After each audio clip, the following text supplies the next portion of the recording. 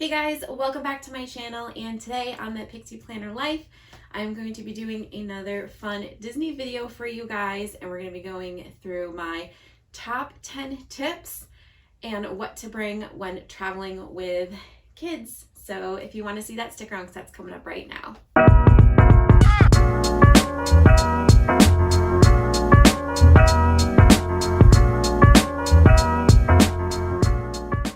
Hey guys, welcome back, and like I said, today we're going to be going through my top 10 tips, tricks, items, things like that to traveling with specifically younger kids, but any kids in general, to Disney. This goes for traveling to, whether you're road tripping or traveling by air, as well as being in the parks or at the resort.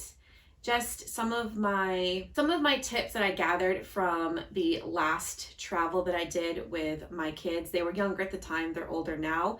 And what I've learned and what I'm applying to this trip with 4 kids, and 2 of them being twin 4-year-olds. So I just thought that I have seen some videos out there like this, but nothing that really spoke to me. It was all very generic, and it's mostly, what I found was mostly videos of everyone talking about like what to bring specifically. And I am going to talk about some of those things, but I also want to touch upon a couple of other things and tips that I learned as well. So yeah, this is basically my take on that. So let's just get right into the video. So these are in no particular order, so I am just going to get to it, starting with my first tip, and that is when traveling either by car or by plane, make sure you have a small bag of goodies for each of your kids with you for the travel. So I've learned this growing up. When I was a kid, when I was traveling to Disney with my parents always had like a little bag for me to bring on the flight, because we always traveled by air. And I implemented the same thing with my 2 older kids when we went back in 2015, and now I'm implementing it again this time with all 4 of my children. And you just want to make sure that it adheres to their age bracket. That's the most specific thing, but make sure that they all have snacks in there, because we all know that specifically with the flights, there's not great snacks for those kiddos. Us as adults can handle anything that they give us, but for the little ones specifically, it's just not their thing. So what I've always done is I've always packed a phone or a tablet, so make sure they have some form of an electronic to watch videos or play games that don't require the internet. And then you want to have at least, I would say, 3 snacks for the flight. And I always make sure that my older kids, so basically like 10 and up, have some gum specifically for takeoff and landing. My mom always used this tip for me when we were traveling by air, and it always helped me, so I made sure to do the same for my kids. And for little ones younger than 10, I always bring some fruit snacks. I actually specifically bring Sour Patch Kids.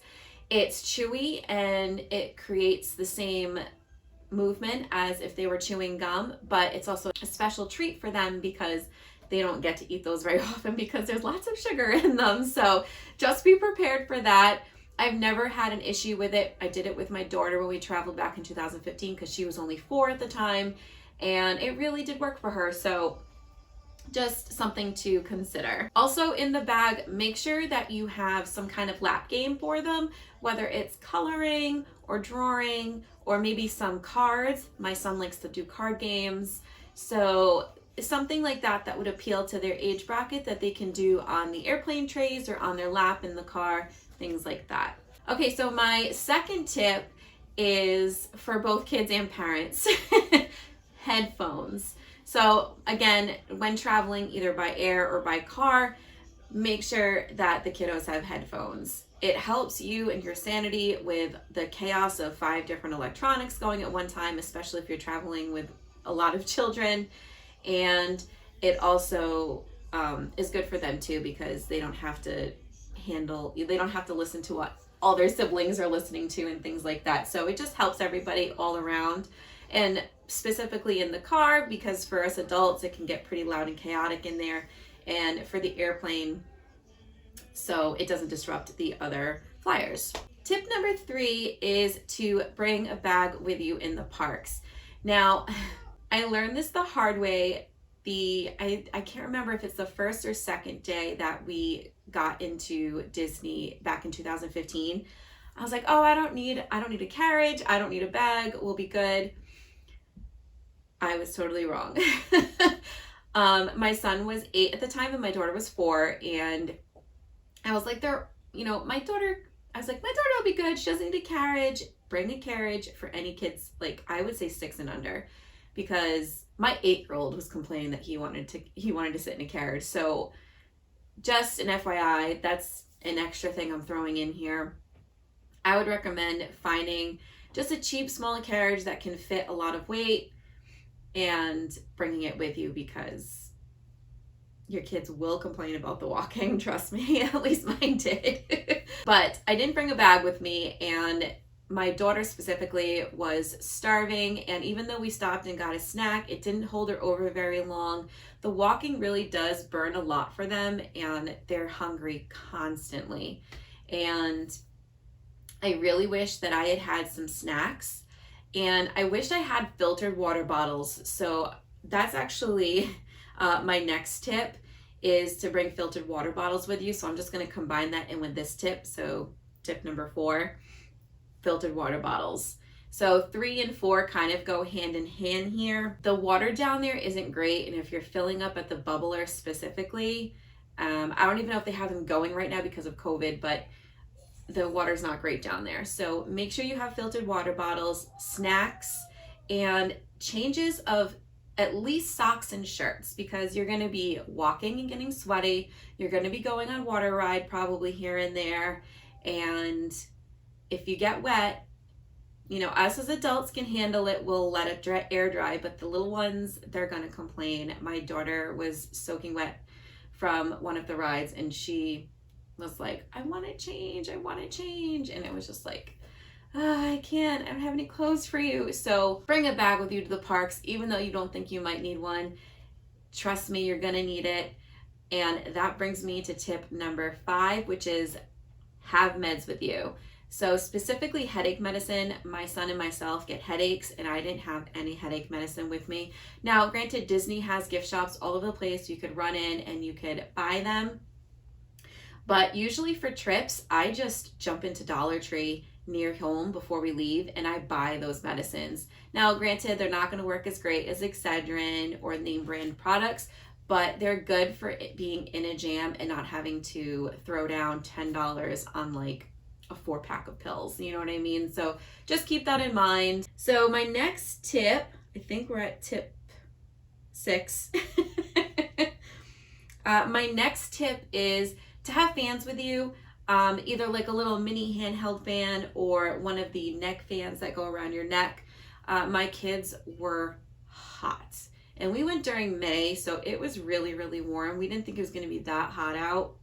So unless you're traveling between like January and March, I would make sure you have some form of a fan, especially for your kiddos.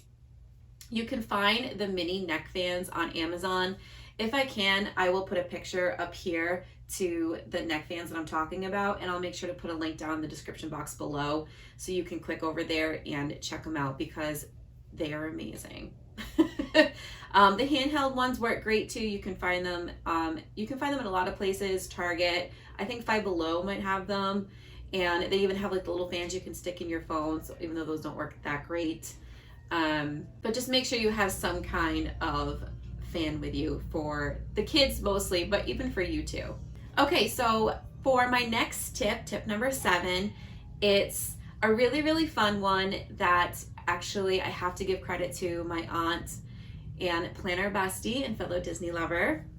She gave me this idea back when we were going in 2015, and it was to have Disney gift cards in the amount of $25 each for each child each day of the trip. And this was the best idea ever, you guys. This is probably like my number 1 tip, is to invest in gift cards before you leave. And we do this anyway for like the whole trip and as a whole, like for food and souvenirs and drinks and things like that, like extras. but even more so specifically for the kiddos. It makes them feel like, you know, this is my money, like this is what I get to use, and it helps them budget. So specifically my daughter, she's only 4 when we went, and every day I gave her, okay, here's your $25 gift card money for today. And she browsed and browsed, and she found things she loved, and she said, okay, let me keep this in mind and let me look and see if I see anything else I like better. And I think we went to we were in Epcot, I believe, and we went to 3 different stores, and we ended up back at the first store so she could get the first thing that she saw, because that was what she really wanted the most. But she looked at the price and she said, okay, and like for 4, you guys, like that was incredible to me. And she did this most of the trip, and it was great. And my son, he like knew, okay, I got $25 to spend when he found something he liked, because this is what I want. And then he knew that that was it. He doesn't have anything else to spend, and this was going to be his choice for the day. And it was the best thing I could have done. So if I can advise you to follow only one tip in this entire video, it would be to do this, because it was fantastic. And then the rest of the money, you know, if you're huge Disney fans like me and my husband are, we have our own wish lists that we want to pick up. And usually our stuff is more expensive than the kids. So you can use the rest of the money you saved for you. And no, it's not selfish. It works really great. So they're learning at the same time they're being treated too. So it was fantastic. Great idea. Okay, so that brings me to tip number 8. And this is for all my Disney moms and my Disney dads. And that is to bring some facial creams, face masks, beard oils, and lotions with you on the trip. And it's chaotic. You know, yes, you're on vacation, and yes, you're in this beautiful, magical place, but when you're traveling with kids, at the end of the day, it can be super stressful. You know, especially if the day was really long and the kids were having a hard day, if it was super hot out, you want to take time for you too. So my tip would be to bring these things with you, and at the end of the night, after the kids are asleep, sneak into the bathroom or in like the little sink area with the curtain or the door shut, and give yourself a facial with some face creams, give yourself a face mask. Dads, put on some beard oil if you have a beard, and you can even do it together and make it like a little romantic thing. Use lotion, give each other some foot rubs, because your feet are going to be so tired by the end of the day, and just spoil yourself a little bit. Let yourself breathe. Yes, you're on vacation, but with kids, it can still be a lot. Sometimes when I get back from Disney, I feel like I need a vacation from Disney, because you're on the go. As magical it is, you're gonna need just a moment to just breathe.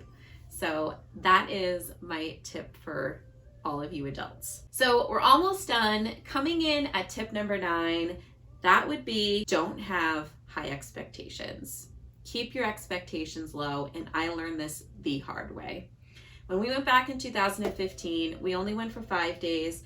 When I used to go with my parents, it was for a full 2 weeks, and I am so blessed to have been able to do that. So thank you to my parents, because it was some of the best memories of my life when we did those trips. So when I booked our 2015 trip, I was like, okay, I know we can't afford a full 2 weeks, but I want to make it the best we can for the 5 days that we have. And I was like, I booked a huge itinerary. We're going to go from this park from this time to this time. We're going to do this, that. This will be our down day. Make sure we get to the fireworks at this time. Make sure we hit this fast pass, this reservation at this time. I am a huge planner, as you all know, and that was still the same back then as well. And I was like, by midday, the kids were complaining. They were hot. They wanted to go back to the resort and swim. And I'm like, no, we haven't even touched anything yet. And looking back on it now, 5 days is not enough, especially with 4 children, and even 2, because I had 2 back then. And I wish I had done at least 1 extra day. And that's what we're doing this time around. And Magic Kingdom, the kids missed so much. Like, there just wasn't enough time in the day. They were so tired.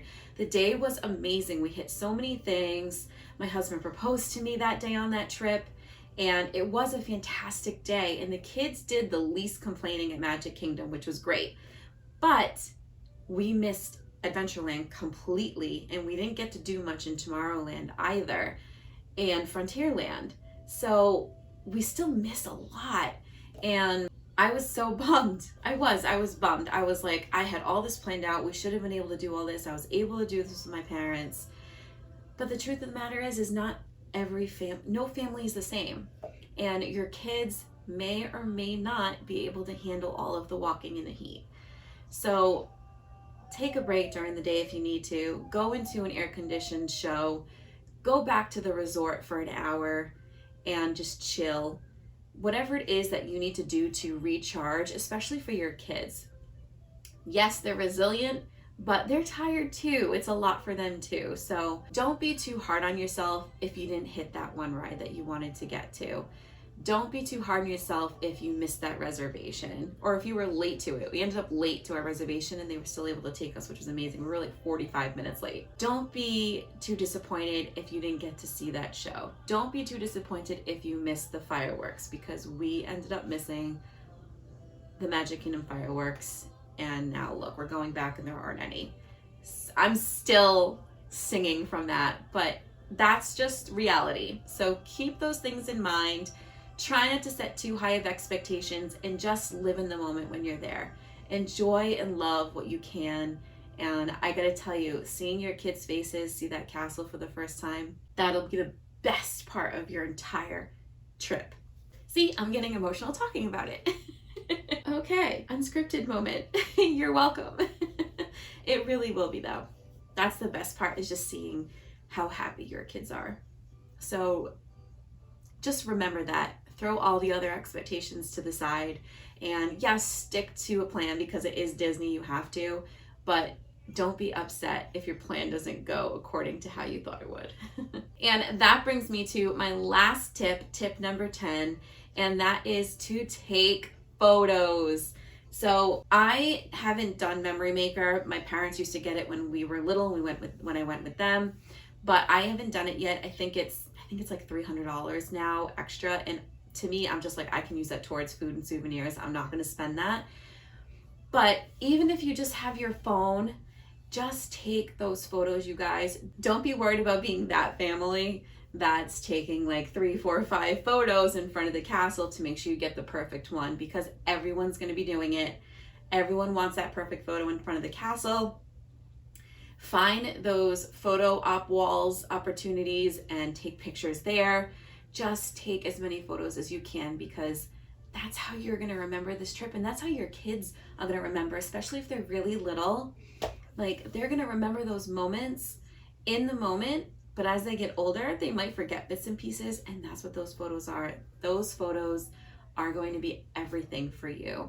I know you don't want to be on your phone constantly, and you don't want to be videoing every little thing, but trust me, it's so worth it to look back at everything, because like that's everything to me. I am a scrapbooker and memory keeper as well as a planner, and without those photos to commemorate those moments, I would forget. My memory is so bad, you guys.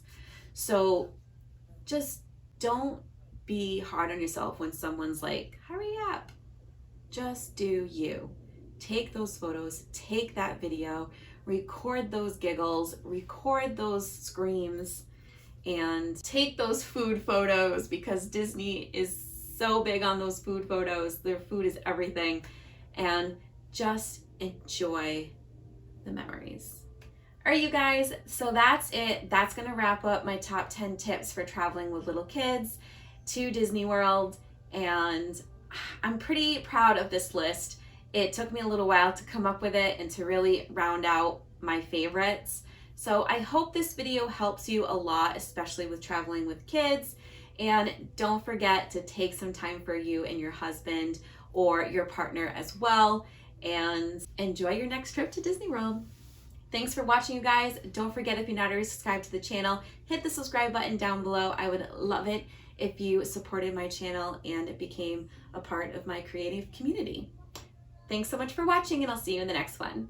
Happy planning and stay magical. Bye.